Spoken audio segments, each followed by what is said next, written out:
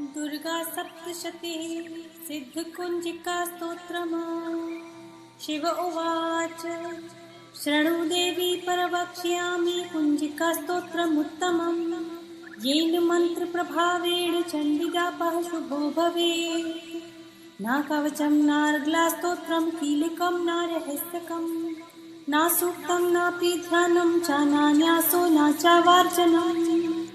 कुञ्जिका पाठमात्रेण दुर्गा पाठफलं लभेत्। अतिगुह्यतरं देवी देवानामपि दुर्लभम्। गोपनीयं प्रयत्नेन स्वयोनिरिव पार्वती। मारणं मोहनं वश्यं सम्मन्नोच्चाटनादिकम्। पाठमात्रेण संसिद्ध्येत् कुञ्जिकास्तोत्रमुत्तमम्। अथ मन्त्रः। ॐ ऐं ह्रीं क्लीं चामुण्डाय विच्चे। ॐ ग्लौं हूं क्लीं जूं सः ज्वालय ज्वालय ज्वल ज्वल प्रज्वल प्रज्वल। ऐं ह्रीं क्लीं चामुण्डाय विच्चे ज्वल हं सं लं क्षं फट् स्वाहा इति मन्त्रः। नमस्ते रुद्ररूपिण्ये नमस्ते मधुमर्दिनी नमः कैटभहारिण्ये नमस्ते महिषार्दिनी नमस्ते शुम्भहन्त्रे च निशुम्भासुरघातिनी। जागृतं हि महादेवी जपं सिद्धं कुरुष्व मे। ऐङ्कारी सृष्टिरूपाय ह्रीङ्कारी प्रतिपालिका क्लीङ्कारी कामरूपिण्ये बीजरूपे नमोऽस्तु ते। चामुण्डा चण्डघाति च यैकारी वरदायिनी विच्चे चाभयदा नित्यं नमस्ते मन्त्ररूपिणी। धाम धीम धूम दुर्जटे पत्नी वां वीं हूं वागधीश्वरी। क्रां क्रीं क्रूं कालिका देवी शां शीं शूं मे शुभं कुरु। हुं हुं हुंकाररूपिण्ये जं जं जं जम्भनादिनी। भ्रां भ्रीं भ्रूं भैरवीभद्रे भवान्यते नमो नमः। अं कं चं तं तं पं यं शं वीं दूं यें वीं हं क्षं धिजाग्रं धिजाग्रं त्रोटे त्रोटे दीप्तं कुरु कुरु स्वाहा। पां पीं पूं पार्वती पूर्णा खां खीं फूं खेचरी तथा सां सीं सूं सप्तशती देव्या मन्त्रसिद्धिं कुरुष्व मे। इदं तु कुञ्जिकास्तोत्रं मन्त्रजागृतेर्हेतवे। अभक्तेनैव दातव्यं गोपितं रक्ष पार्वती। यस्तु कुञ्जिकाया देवी हि नाम सप्तशतीं पठेत् न तस्य जायते सिद्धिररण्ये रोदनं यथा। इति श्रीरुद्रयामले गौरीतन्त्रे शिव पार्वती संवादे कुञ्जिकास्तोत्रं सम्पूर्णम्। दुर्गा सप्तशतीः सिद्धकुञ्जिकास्तोत्रम्। शिव उवाच शृणु देवी परवक्ष्यामि कुञ्जिकास्तोत्रमुत्तमम्। येन मन्त्रप्रभावेण चण्डिकापः शुभो भवेत्। न कवचं नार्ग्ला स्तोत्रं कीलिकं न रहस्यकं न सूक्तं नापि ध्यानं च नान्यासो न चावार्चनम्। कुञ्जिका पाठमात्रेण दुर्गा पाठफलं लभेत्। अतिगुह्यतरं देवी देवानामपि दुर्लभम्। गोपनीयं प्रयत्नेन स्वयोनिरिव पार्वती। मारणं मोहनं वश्यं सम्मन्नोच्चाटनादिकम्। पाठमात्रेण संसिद्ध्येत् कुञ्जिकास्तोत्रमुत्तमम्। अथ मन्त्रः। ॐ ऐं ह्रीं क्लीं चामुण्डाय विच्चे। ॐ ग्लौं हूं क्लीं जूं सः ज्वालय ज्वालय ज्वल ज्वल प्रज्वल प्रज्वल। ऐं ह्रीं क्लीं चामुण्डाय विच्चे ज्वल हं सं लं क्षं फट् स्वाहा इति मन्त्रः।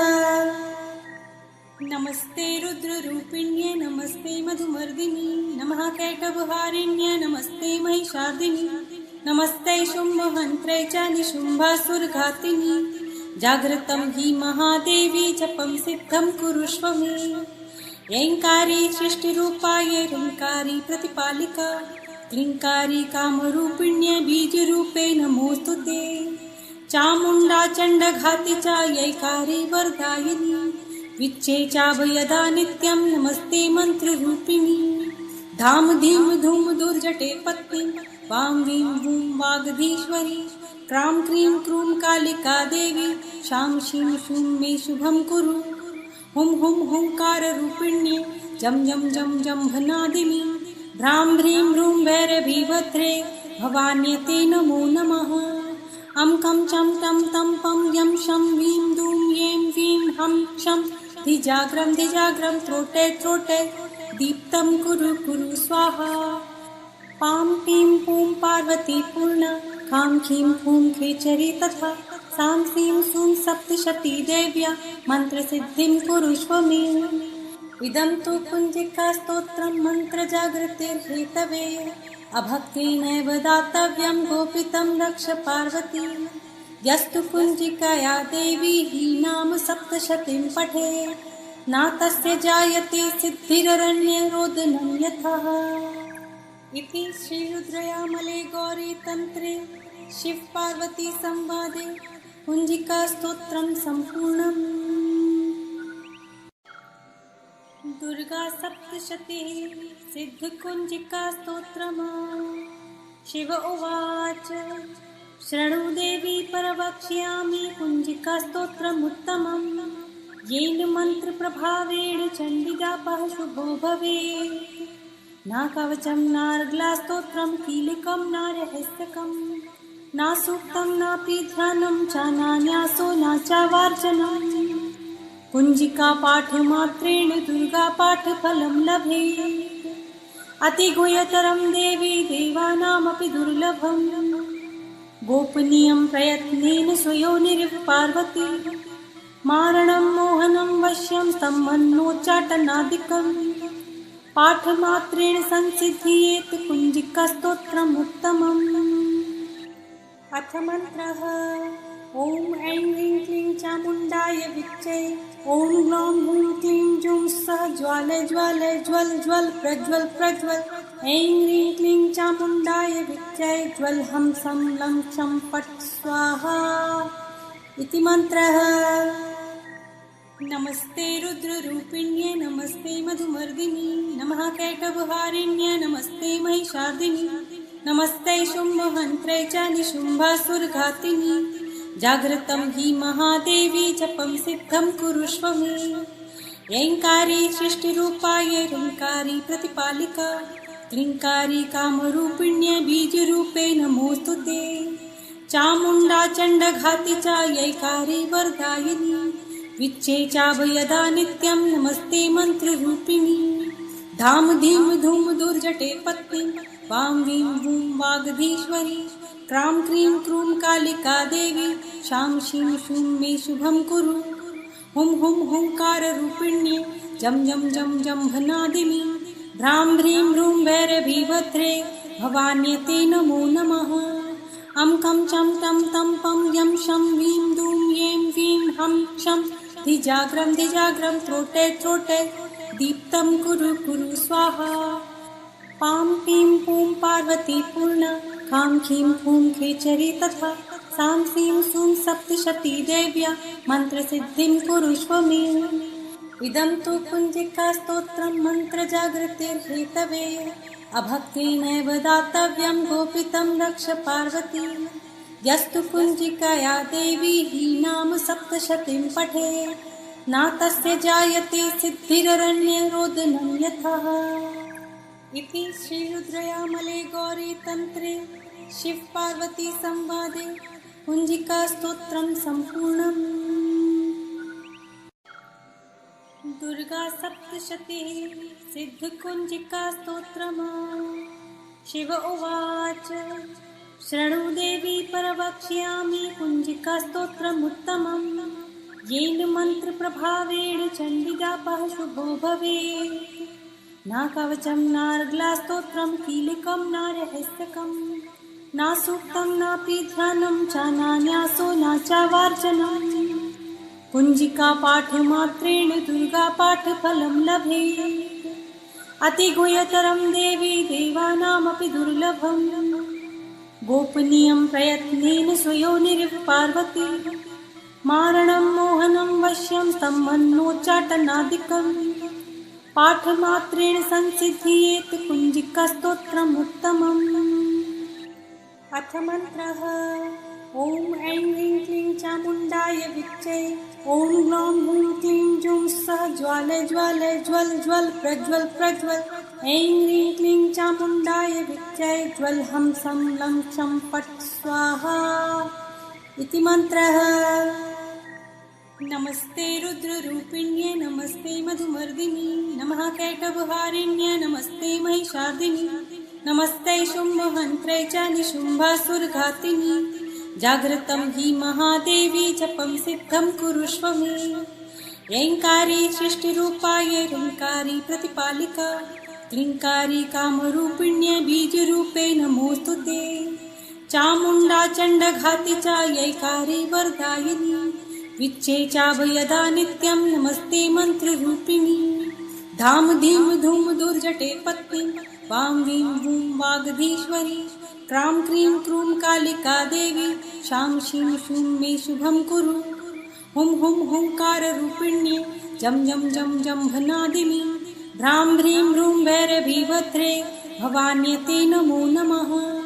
अं कं चं तं तं पं यं शं वीं दूं यें वीं हं क्षं धिजाग्रं धिजाग्रं त्रोटे त्रोटे दीप्तं कुरु कुरु स्वाहा। पां पीं पूं पार्वती पूर्णा खां खीं फूं खेचरी तथा सां सीं सूं सप्तशती देव्या मन्त्रसिद्धिं कुरुष्व मे। इदं तु कुञ्जिकास्तोत्रं मन्त्रजागृतेर्हेतवे अभक्तेनैव दातव्यं गोपितं रक्ष पार्वती यस्तु कुञ्जिकाया देवी हि नाम सप्तशतीं पठे न तस्य जायते सिद्धिररण्ये रोदनं यथा। इति श्रीरुद्रयामले गौरीतन्त्रे शिव-पार्वती संवादे कुञ्जिकास्तोत्रं सम्पूर्णम्।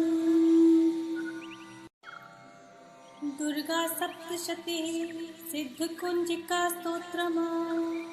शिव उवाच शृणु देवी प्रवक्ष्यामि कुञ्जिकास्तोत्रमुत्तमम् येन मन्त्रप्रभावेण चण्डिकापाः शुभो भवेत्। न कवचं नार्गलास्तोत्रं कीलिकं न रहस्यकं न सूक्तं नापि ध्यानं च नान्यासो न चावार्चनं कुञ्जिकापाठमात्रेण दुर्गापाठफलं लभेत्। अतिगुह्यतरं देवी देवानामपि दुर्लभम् गोपनीयं प्रयत्नेन स्वयोनिरिव पार्वती मारणं मोहनं वश्यं सम्मन्नोच्चाटनादिकम् पाठमात्रेण संसिद्ध्येत् कुञ्जिकास्तोत्रमुत्तमम्।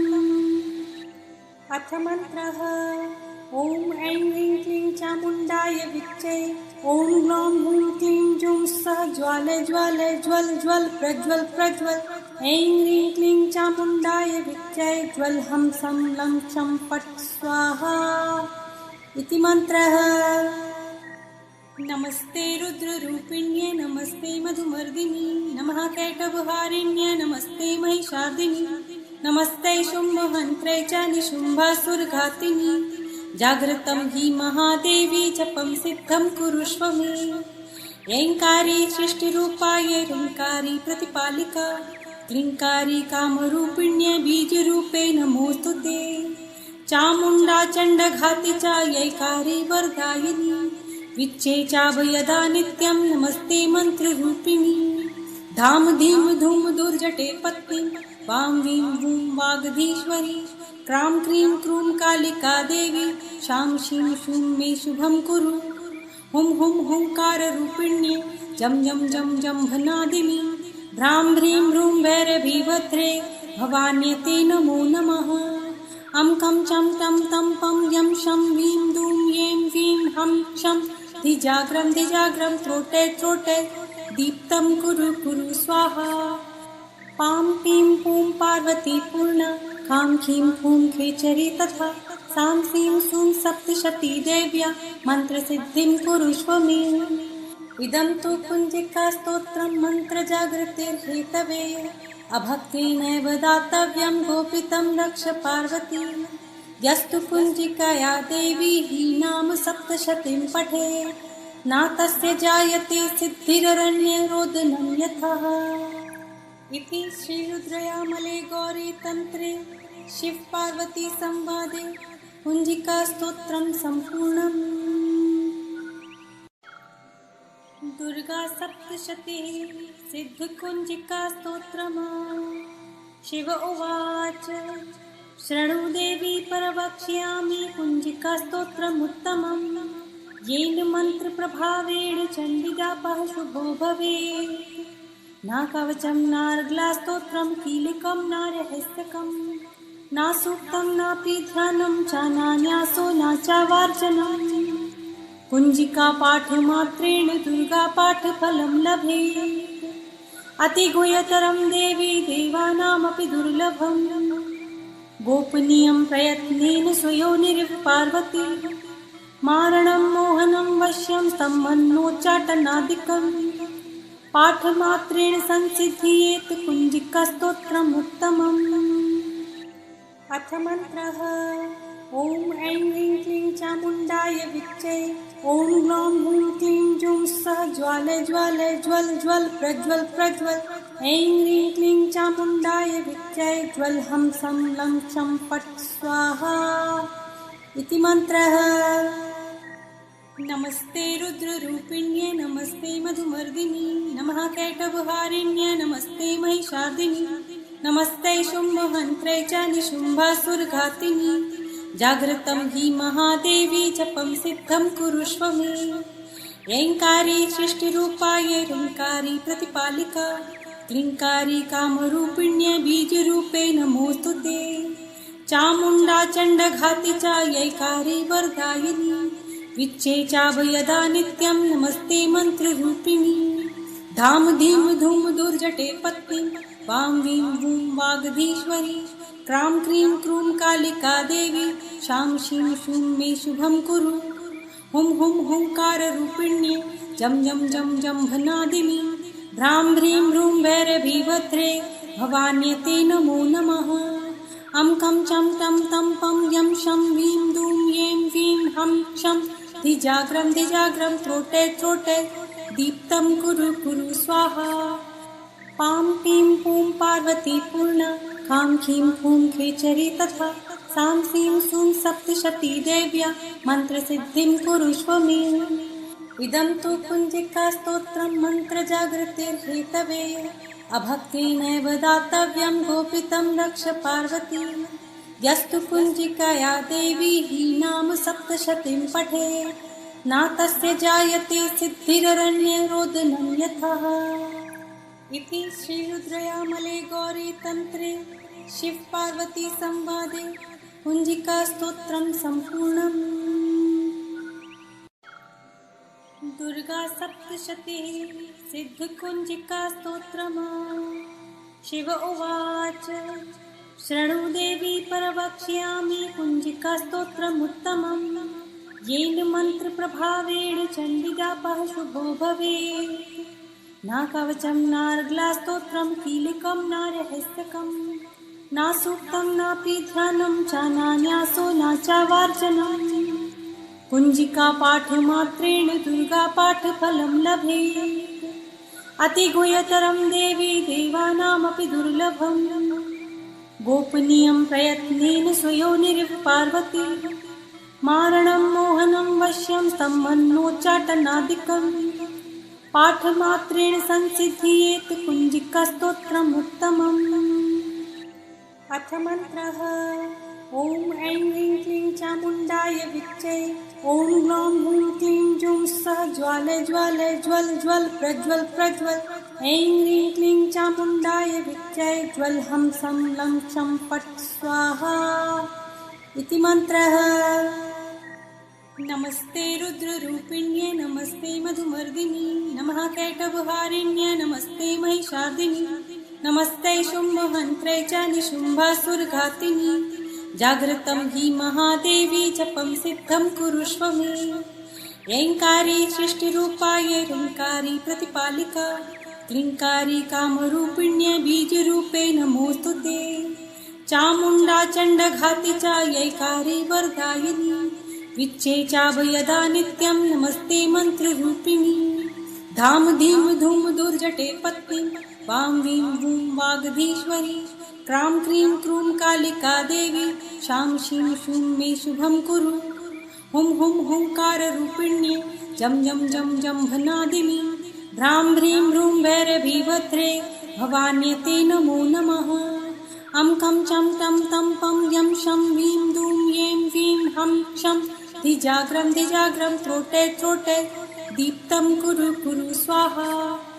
पां पीं पूं पार्वती पूर्णा खां खीं खूं खेचरी तथा सां सीं सूं सप्तशती देव्या मन्त्रसिद्धिं कुरुष्व मे।